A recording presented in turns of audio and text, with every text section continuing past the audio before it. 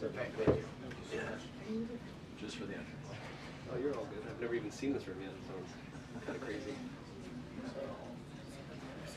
It's packed. No. Not since 4 years ago like this. Oh, like a tuna fish. Yeah. Imagine being back there. I'm sorry. Good afternoon, everybody. Good afternoon. How are we?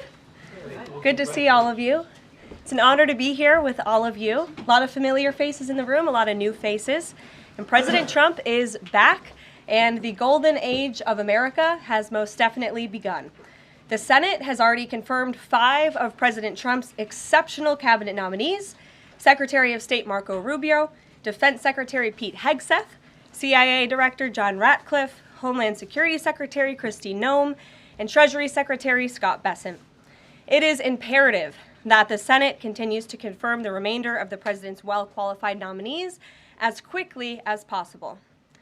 As you have seen during the past week, President Trump is hard at work fulfilling the promises that he made to the American people on the campaign trail. Since taking the oath of office, President Trump has taken more than 300 executive actions, secured nearly $1 trillion in U.S. investments, deported illegal alien rapists, gang members, and suspected terrorists from our homeland, and restored common sense to the federal government. I want to take a moment to go through some of these extraordinary actions. On day 1, President Trump declared a national emergency at our southern border to end the 4-year-long invasion of illegal aliens under the previous administration. Additionally, President Trump signed an executive order to end catch and release and finish construction of his effective border wall. By using every lever of his federal power, President Trump has sent a loud and clear message to the entire world. America will no longer tolerate illegal immigration, and this president expects that every nation on this planet will cooperate with the repatriation of their citizens. As proven by this weekend, when President Trump swiftly directed his team to issue harsh and effective sanctions and tariffs on the Colombian government, upon hearing they were denied a U.S. military aircraft full of their own citizens who were deported by this administration. Within hours, the Colombian government agreed to all of President Trump's demands, proving America is once again respected on the world stage. So, to foreign nationals who are thinking about trying to illegally enter the United States, think again. Under this president, you will be detained and you will be deported. Every day, Americans are safer because of the violent criminals that President Trump's administration is removing from our communities. On January 23rd, ICE New York arrested a Turkish national for entry without inspection who is a known or suspected terrorist. On January 23rd, ICE San Francisco arrested a citizen of Mexico unlawfully present in the United States who has been convicted of continuous sexual abuse of a child aged 14 years or younger. ICE St. Paul has arrested a citizen of Honduras who was convicted of 4th-degree criminal sexual conduct with a minor. ICE Buffalo arrested a citizen of Ecuador who has been convicted of rape. ICE Boston arrested a citizen of the Dominican Republic who has a criminal conviction for 2nd-degree murder. This criminal was convicted of murder for beating his pregnant wife to death in front of her 5-year-old son. And ICE St. Paul also arrested a citizen of Mexico who was convicted of possessing pornographic material of a minor on a work computer.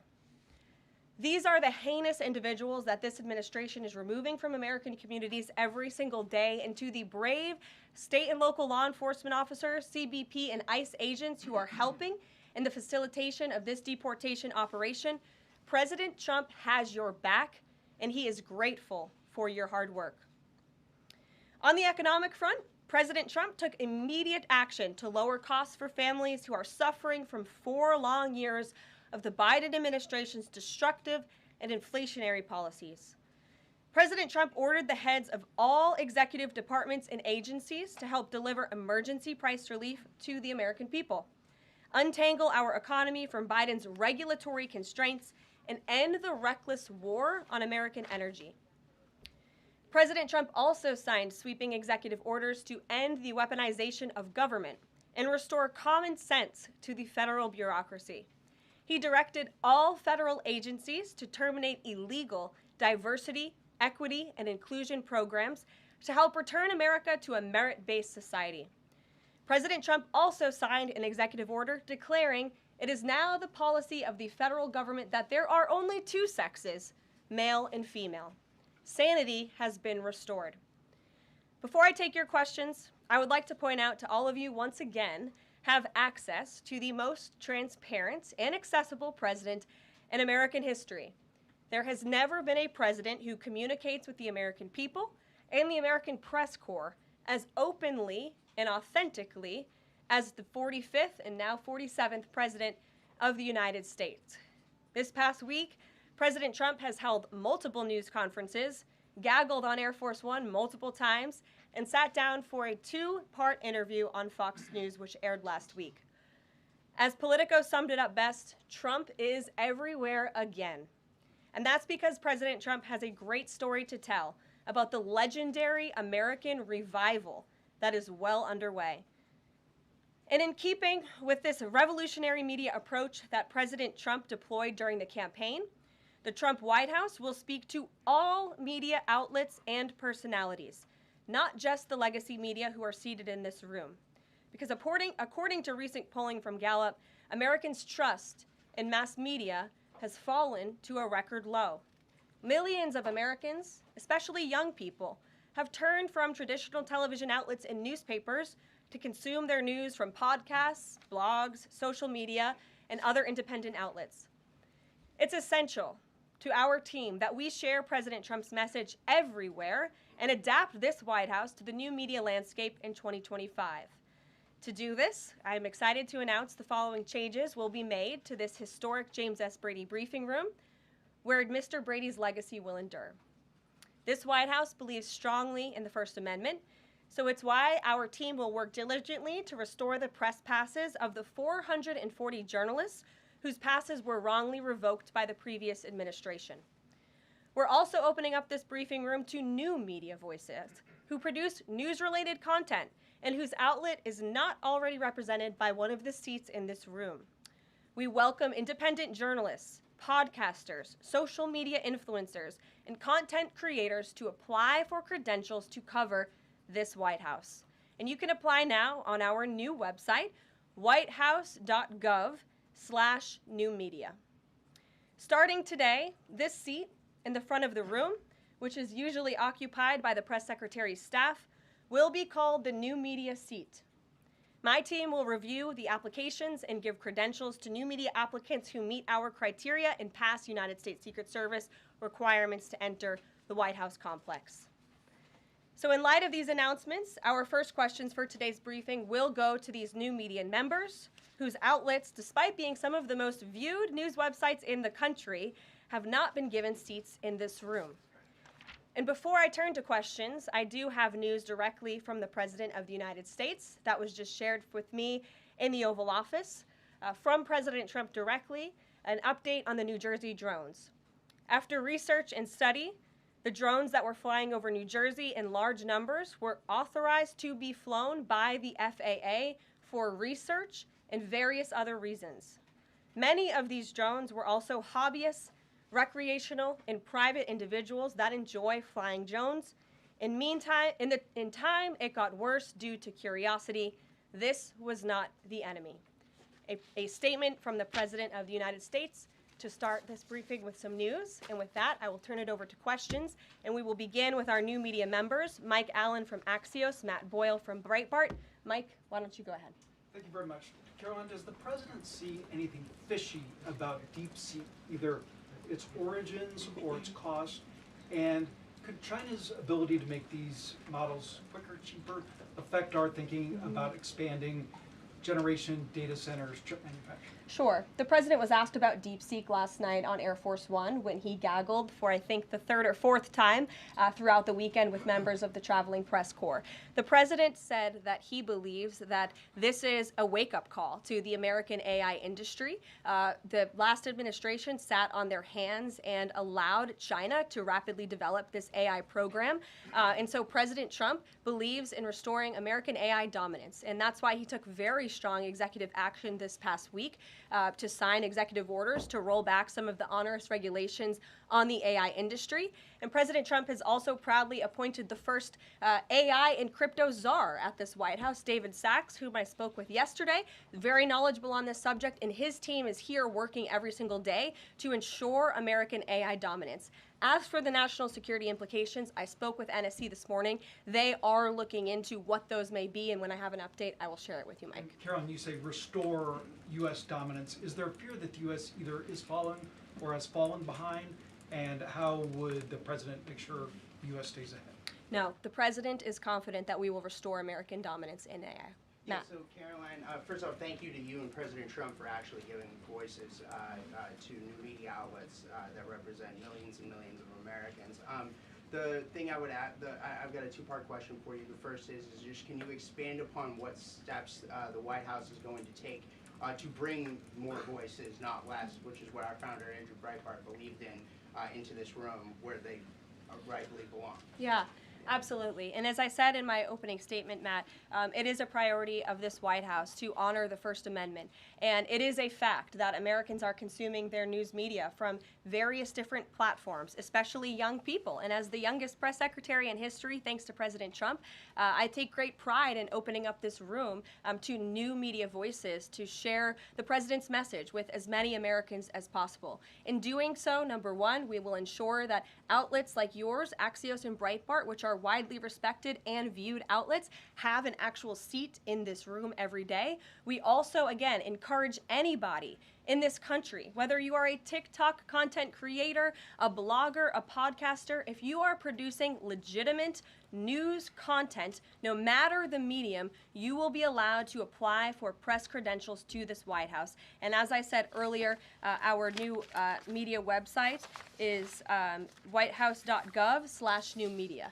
And so we encourage people to apply. Again, as long as you are creating news-related content of the day and you're a legitimate independent journalist, you're welcome to cover this White House. And secondly, Caroline, you said you laid out several of the actions that President Trump has taken. Obviously, it's a stark contrast to the previous administration of breakneck speed from President Trump. Can we expect that pace to continue as the first 100 days moves along here and beyond that? Absolutely. There's no doubt President Trump has always been the hardest working man in politics. I think that's been proven over the past week. This president has again signed more than 300 executive orders. He's taken historic action. I gaggled aboard Air Force One to mark the first 100 days of this administration, 4 p.m. last Friday, or first 100 hours rather. And this president did more in the first 100 hours than the previous president did in the first 100 days. So President Trump, I think you can all expect for him to continue to work at this breakneck speed, so I hope you're all ready to work very hard. I know that we are. Zeke Miller. Thanks, Caroline. A question that we've asked your predecessors of both parties in this job. When you're up here in this briefing room speaking to the American public, do you view yourself and your role as speaking on, advocating on behalf of the president or providing the unvarnished truth that is, not to lie, not to obfuscate to the American people? I commit to telling the truth from this podium every single day. I commit to speaking on behalf of the President of the United States. That is my job. And I will say it's very easy to speak truth from this podium when you have a president who is implementing policies that are wildly popular with the American people, and that's exactly what this administration is doing. It's correcting the lies and the wrongs of the past 4 years, many of the lies that have been told to your faces in this very briefing room. I will not do that. But since you brought up truth, Zeke, I would like to point out, while I vowed to provide the truth from this podium, we ask that all of you in this room hold yourselves to that same standard. We know for a fact there have been lies that have been pushed by many legacy media outlets in this country about this president, about his family, and we will not accept that. We will call you out when we feel that your reporting is wrong or there is misinformation about this White House. So yes, I will hold myself to the truth, and I expect everyone in this room to do the same. And Caroline, just on a substantive question, yesterday the White House Office of Management and Budget directed across the board freeze, with some exceptions for individual assistance, we understand, to federal grants. It's caused a lot of confusion around the country among Head Start providers, among providers services to homeless veterans, Medicaid providers, states saying they're having trouble accessing the portal. Could you help us clear up some of the confusion, give some certainty to folks? And also, is that uncertainty, how does that uncertainty service the president's voters? Well, I think there's only uncertainty in this room amongst the media. There's no uncertainty in this building. So let me provide the certainty and the clarity that all of you need. This is not a blanket pause on federal assistance and grant programs from the Trump administration. Individual assistance, that includes, I'm not naming everything that's included, but just to give you a few examples, Social Security benefits, Medicare benefits, food stamps, welfare benefits, assistance that is going directly to individuals will not be impacted by this pause. And I want to make that very clear to any Americans who are watching at home who may be a little bit confused about some of the media reporting. This administration, if you are receiving individual assistance from the federal government, you will still continue to receive that. However, it is the responsibility of this president and this administration to be good stewards of taxpayer dollars. That is something that President Trump campaigned on. That's why he has launched DOGE, the Department of Government Efficiency, who is working alongside OMB. And that's why OMB sent out this memo last night, because the president signed an executive order directing OMB to do just this. And the reason for this is to ensure that every penny that is going out the door is not conflicting with the executive orders and actions that this president has taken. So what does this pause mean? It means no more funding for illegal DEI programs. It means no more funding for the Green New scam that has cost American taxpayers tens of billions of dollars. It means no more funding for transgenderism and wokeness across our federal bureaucracy and agencies. No more funding for Green New Deal social engineering policies. Again, people who are receiving individual assistance, you will continue to receive that. And President Trump is looking out for you by issuing this pause because he is being good steward of your taxpayer dollars. Thanks, Caroline. Sure. How long is this pause going to last, and how is the Trump administration recommending that organizations that rely on federal funding make payroll, pay their rent in the meantime? It is a temporary pause, and the Office of Management and Budget is reviewing the federal funding that has been going out the door. Again, not for individual assistance, but for all of these other programs that I mentioned. I also spoke with the incoming director of OMB this morning, and he told me to tell all of you that the line to his office is open for other federal government agencies across the board, and if they feel that programs are necessary and in line with the president's agenda, then the Office of Management and Budget will review those policies. I think this is a very responsible measure. Again, the past 4 years, we've seen the Biden administration spend money like drunken sailors. It's a big reason we've had an inflation crisis in this country, and it's incumbent upon this administration to make sure, again, that every penny is being accounted for honestly. Why impose this pause with so little notice? Why not give organizations more time to plan for the fact that they are about to lose, in some cases, really crucial federal funding, at least for a period of time? There was notice. It was the executive order that the president signed. There's also a freeze on hiring, as you know, a regulatory freeze, and there's also a freeze on foreign aid. And this is, again, incredibly important to ensure that this administration is taking into consideration how hard the American people are working. And their tax dollars actually matter to this administration. You know, just during this pause, DOGE and OMB have actually found that there was $37 million that was about to go out the door to the World Health Organization, which is an organization, as you all know, that President Trump, with the swipe of his pen in that executive order, is no longer wants the United States to be a part of. So that wouldn't be in line with the president's agenda. DOJ and OMB also found that there was about to be 50 million taxpayer dollars that went out the door to fund condoms in Gaza. That is a preposterous waste of taxpayer money. So that's what this pause is focused on, being good stewards of tax dollars. And so this doesn't Jennifer. affect Meals on Wheels or Head Start or disaster aid? Again, it does not affect individual assistance that's going to Americans. To follow up on Nancy, do you think there will be a list of who is affected and how much money is affected? How will these contractors and organizations know if they are actually having their funding frozen? And then secondly, if you're willing, can you just clarify, is the end goal of this to essentially challenge Congress or to prove that the president can withhold federal funding? In other words, is this an attempt to pick a fight to prove that he can do this? No, absolutely not. As it says right here in the memo, which I have, and I'd encourage all of you to read it, it says the American people elected President Trump to be the president of the United States and gave him a mandate to increase the impact of every federal dollar. This memo requires federal agencies to identify and review all federal financial assistance programs and supporting activities consistent with the president's policies and requirements. The American people gave President Trump an overwhelming mandate on November 5th, and he's just trying to ensure that the tax money going out the door in this very bankrupt city actually aligns with the will and the priorities of the American people. Ryan Glenn. Yes. Welcome.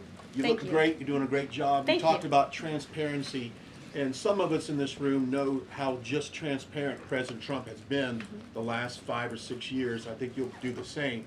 My question is, do you think this latest incident with the president of Colombia is indicative of the global, powerful respect they have for President Trump moving forward, not only to engage in economic diplomacy with these countries, but also world peace?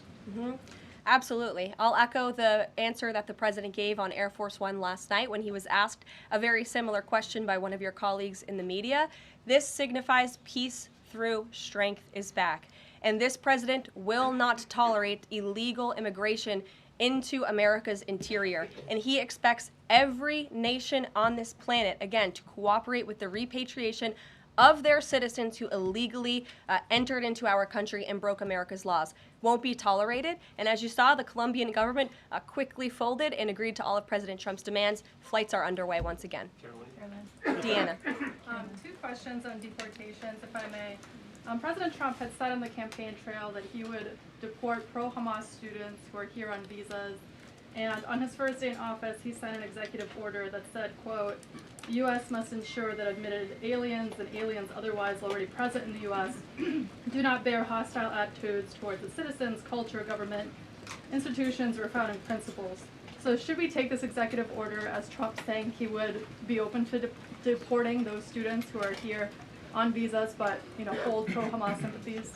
The president is open to deporting individuals who have broken our nation's immigration laws. So if they are here illegally, then certainly he is open to deporting them. And that's what this administration is hard at work at doing. We receive data from DHS and from ICE every single day.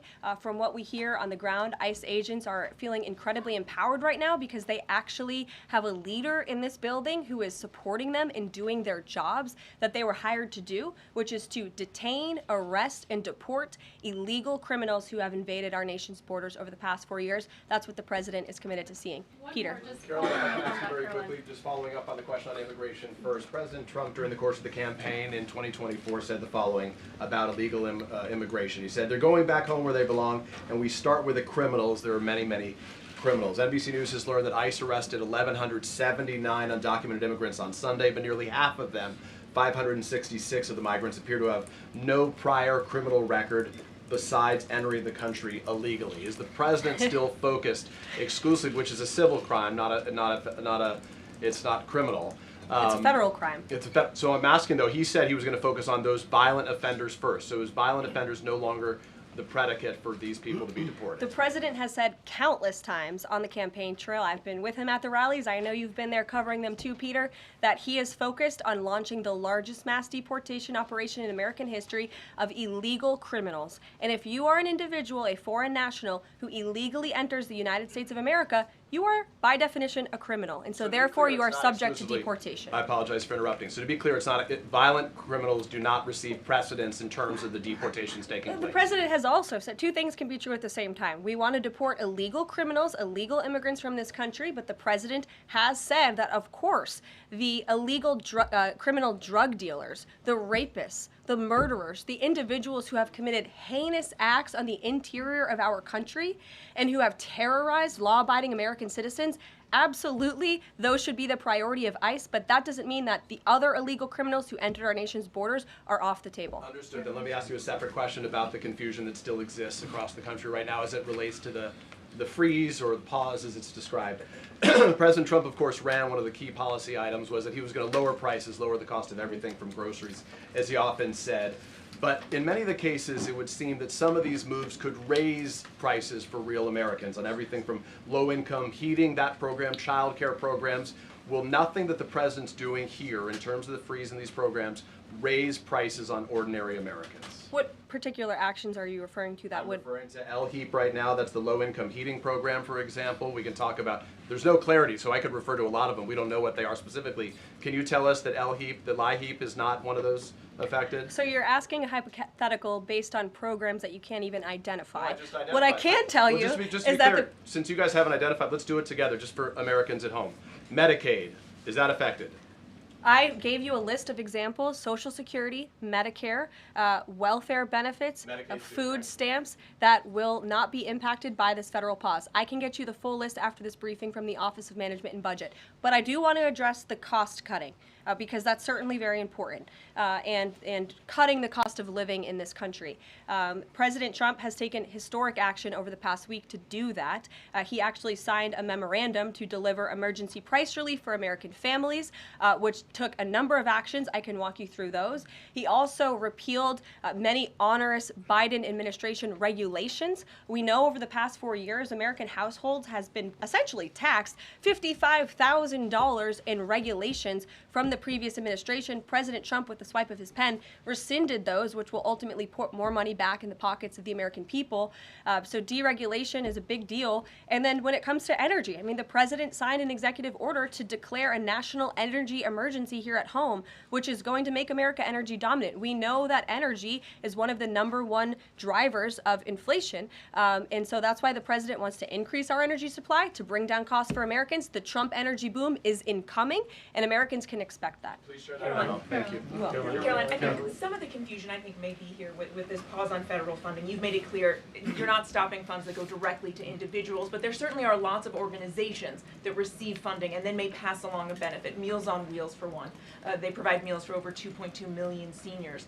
What is the president's message to Americans out there, many of whom supported him and voted for him, who are concerned that this is going to impact them directly, even if, as you said, the funding isn't coming directly to their wallet? I have now been asked and answered this question 4 times. To individuals at home who receive direct assistance from the federal government, you will not be impacted by this federal freeze. In fact, OMB just sent out a memo to Capitol Hill with Q&A to clarify some of the questions and the answers that all of you are asking me right now. Again, direct assistance will not be impacted. I've been asked and answered about this OMB memo. There's many other topics of the day. Jackie But Heinrich. indirect assistance, Caroline, if it's going to another organization and then trickling down. Direct assistance that is in the hands of the American people will not be impacted. Again, as I said to Peter, we will continue to provide that list as it comes to fruition. But OMB right now is focused on analyzing the federal government's spending, which is exactly what the American people elected President Trump to do. And one question on immigration, Caroline, on immigration. Of the 3,500 arrests ICE has made so far since President Trump came back into office, can you just tell us the numbers? How many have a criminal record versus those who are just in the country illegally? All of them, because they illegally broke our nation's laws and therefore they are criminals as far as this administration goes. I know the last administration didn't see it that way, so it's a big culture shift in our nation to view someone who breaks our immigration laws as a criminal, but that's exactly what they are. You made a point of going with the worst first. They all have a criminal record? And welcome to the briefing If they room. broke our nation's laws, yes, they are criminal, yes. Thank you. On stripping security details for figures like John Bolton, Pompeo, Brian Hook, Senator Tom Cotton said that he's seen the intelligence and the threat from Iran is real for anyone who played a role in the Soleimani strike. He voiced concern it wouldn't just impact those individuals, but potentially their family. innocent bystanders, friends, anyone who's near them when they're out in public. Is the president open to reconsidering his decision?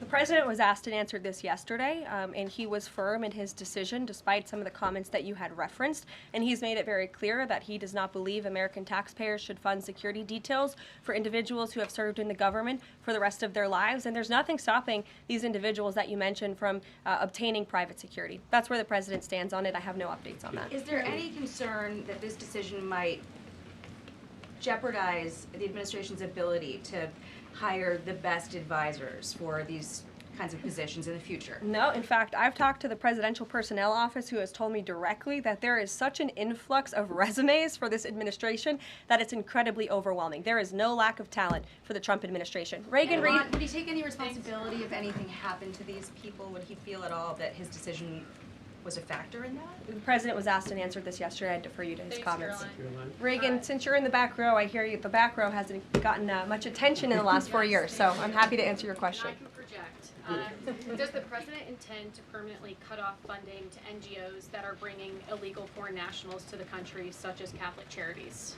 I am actually quite certain that the president signed an executive order that did just that, and I can point you to that. One more, Caroline. President Trump issued an executive order on increased vetting for refugees in visa applications. Right. Part of that order was considering an outright ban for countries that have deficient screening processes.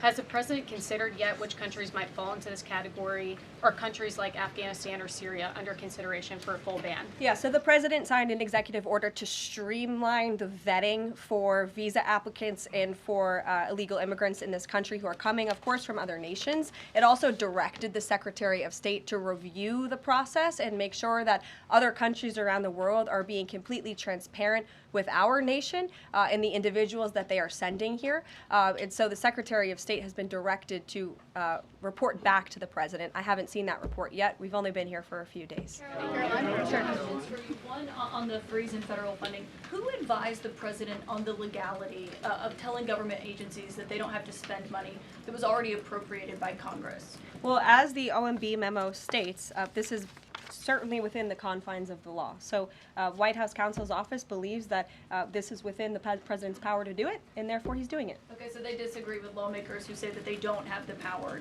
to freeze this funding. Again, I would point you to the language in the memo that clearly states this is within the law.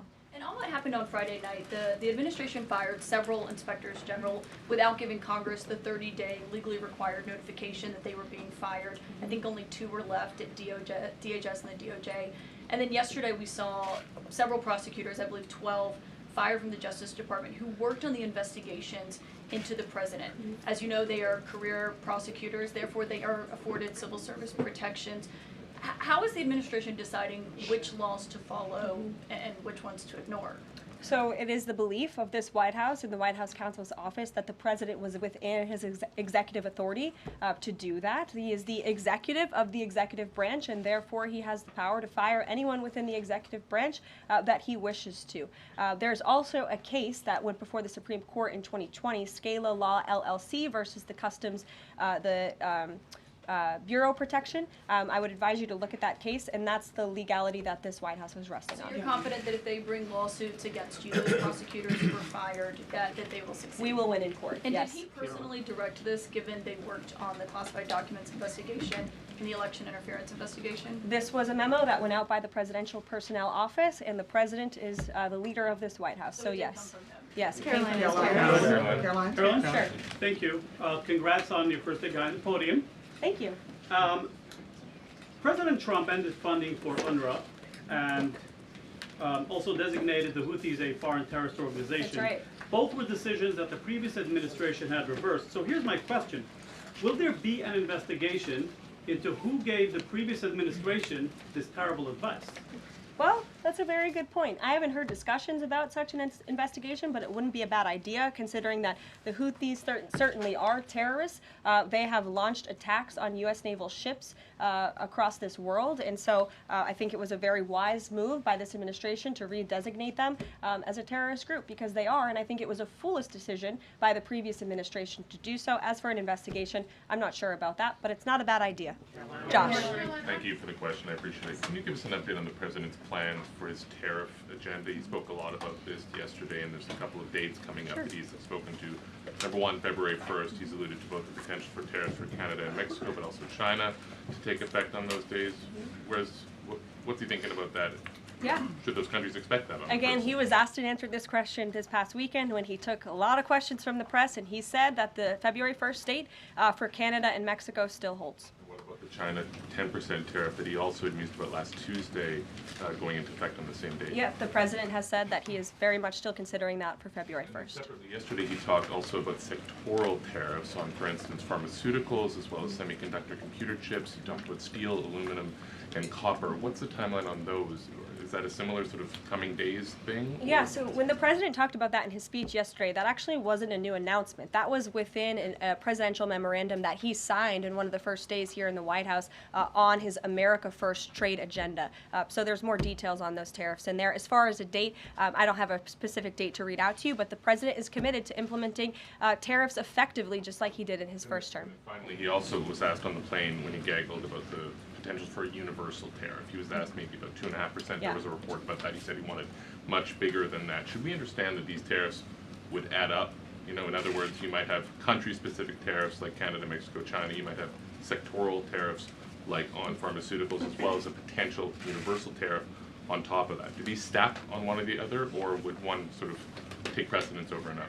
All I can point you to is what the president has said on this front. The February 1st date for Canada and Mexico, also the China tariff that he has discussed. He rejected the 2.5% tariff. He said that was a little bit too low. He wants it to be higher. I'll leave it to him to make any decisions on that front. Phil Weigman. What the Mexicans and Canadians have done so far, do you have any comment on whether that has met the bar, what he wants to see on fentanyl? Thank you. I won't get ahead of the president again on advocating to foreign nations on what they should or shouldn't do to get away from these tariffs. The president has made it very clear, again, that he expects every nation around this world to cooperate with the repatriation of their citizens. And the president has also put out specific statements in terms of Canada and Mexico when it comes to what he expects in terms of border security. We have seen a historic level of cooperation from Mexico, but again, as far as I'm still tracking, and that was last night talking to the president directly, February 1st is still on the books. Phil. Thank you, Caroline.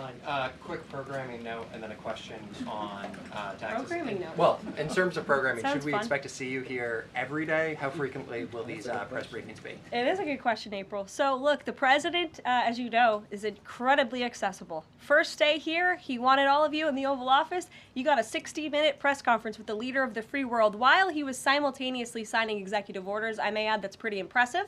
I don't think the previous office holder would be able to pull such a thing off. So look, the president is the best spokesperson that this White House has, and I can assure you that you will be hearing from both him and me as much as possible. And then a question about tax cuts. You know, the president has promised to extend the tax cuts from the previous term. I'm curious, you know, does the president support corresponding spending cuts as some Republicans have called for in Congress? And will the new Treasury Secretary be leading those negotiations with the Hill as Mnuchin did during the first administration? The president is committed to both tax cuts and spending cuts, and he has a great team negotiating on his behalf, but there's no better negotiator than Donald Trump, and I'm sure he'll be involved in this reconciliation process as it moves forward. Caroline, Sure. Caroline, in the announcement that you made last night on the Iron Dome, it said the president had directed that the United States will build this Iron Dome. Yeah. When you read into the executive order, it seemed short of that. It asked for a series of studies and reports back from. Can you tell us whether the president has directed this, and if he is as concerned on this issue, why the suspensions that we saw listed by OMB included so many different nuclear programs, non-proliferation programs, programs to blend down nuclear weapons, and so forth? First of all, when it comes to the Iron Dome, the executive order directed the implementation of an Iron Dome. It also, as you said, kind of directed research and studies to see if or how the United States can go about doing this, particularly the Department of Defense.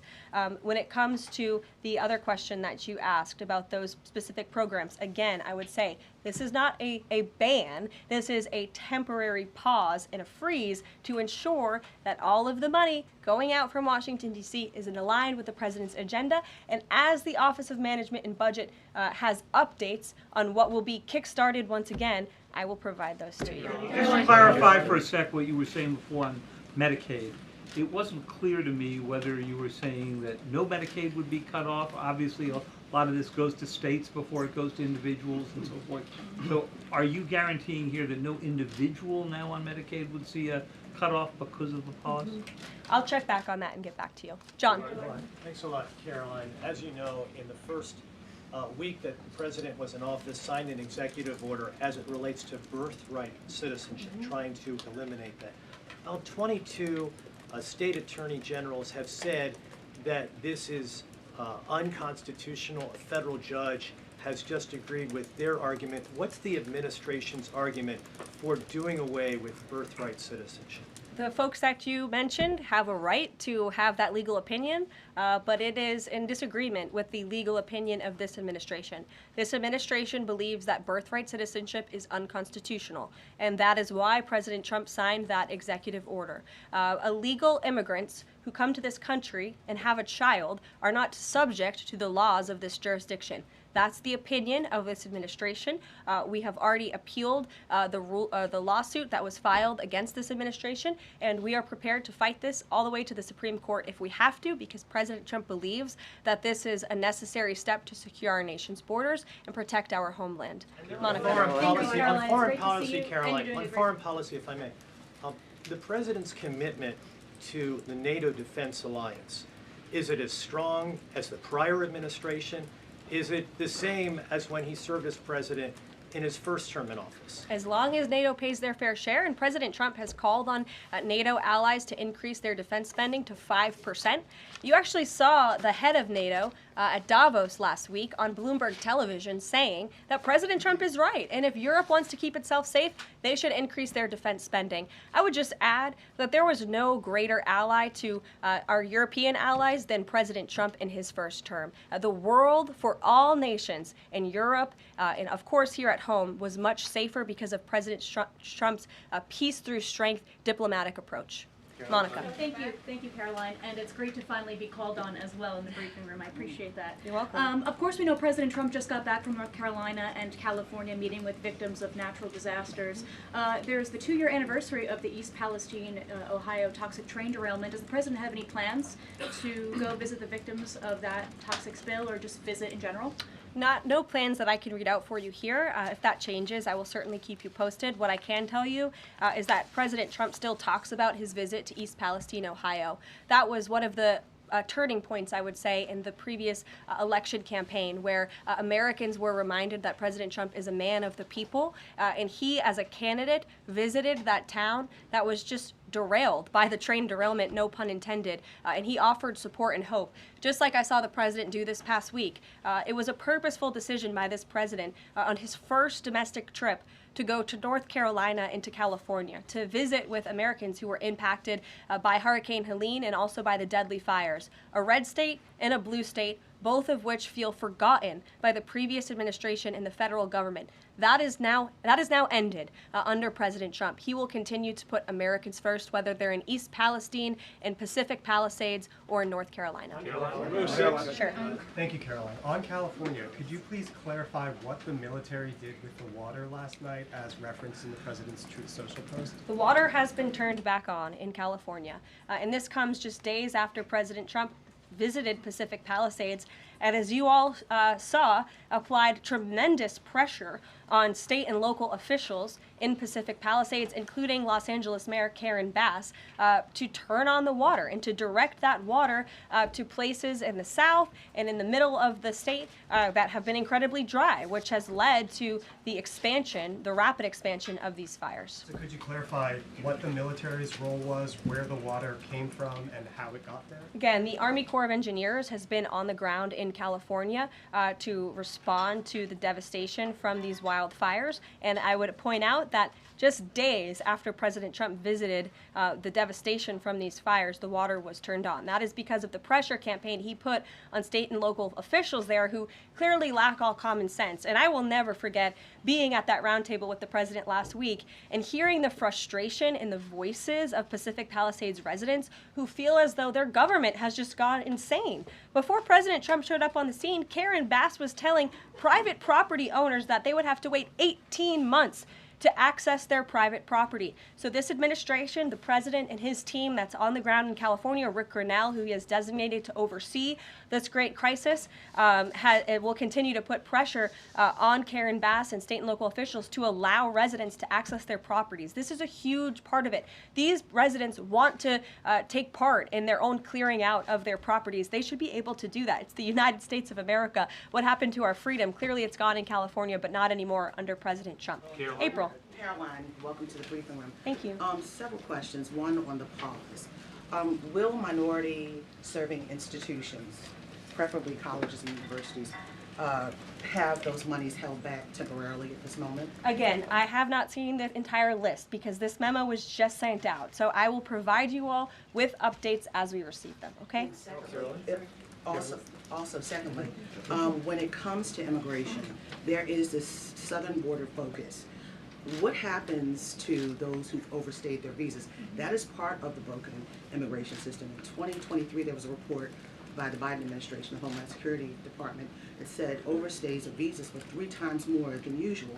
Will there be a focus on the overstays for visas as well? If an individual is overstaying their visa, they are therefore an illegal immigrant residing in this country and they are subject to deportation. And also lastly, as we're dealing with anti-DEI, anti-woke efforts, we understand this administration is thinking about celebrating Black History Month. Have you got any word on that? Anything that you can offer to us? As far as I know, this White House certainly still intends to celebrate, and we will continue to celebrate American history and the contributions that all Americans, regardless of race, religion, or creed, have made to our great country, and America is back. Christian Day Talk. Thanks, Caroline.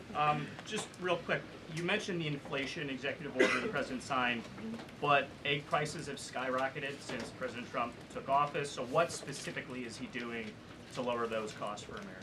Really glad you brought this up because there is a lot of reporting out there that is putting the onus on this White House for the increased cost of eggs. I would like to point out to each and every one of you that in 2024, when Joe Biden was in the Oval Office, or upstairs in the residence sleeping, I'm not so sure, egg prices increased 65% in this country.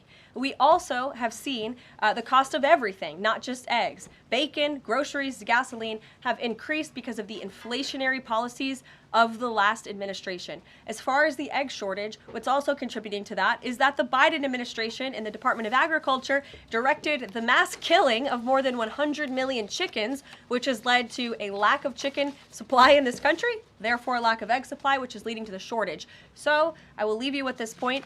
This is an example of why it's so incredibly important that the Senate moves swiftly to confirm all of President Trump's nominees, including his nominee for the United States Department of Agriculture, Brooke Rollins, who is already speaking with Kevin Hassett, who's leading the economic team here at the White House, on how we can address the egg shortage in this country. As for costs, I laid out the plethora of ways that President Trump has addressed saving costs for the American people over the past week. He looks forward to continuing to doing that in the days ahead.